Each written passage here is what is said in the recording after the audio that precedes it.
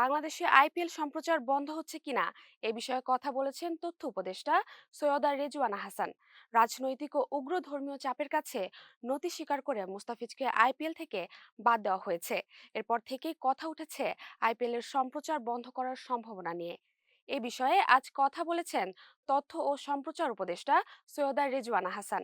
তিনি জানান, বিষয়টির আইনগত ভিত্তি পর্যালোচনা এবং প্রক্রিয়া যাচাই বাছাই করছে অন্তর্বর্তী সরকার।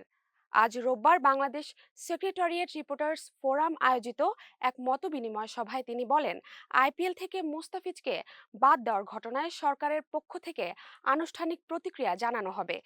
বাংলাদেশ একটি শক্ত অবস্থান নেবে। এই সিদ্ধান্তের পেছনে কি আইনি ভিত্তি রয়েছে?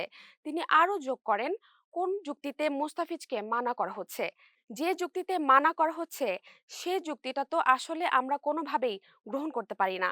ফলে যেখানে আমাদের একটি প্রতিক্রিয়া দেখাতে হচ্ছে।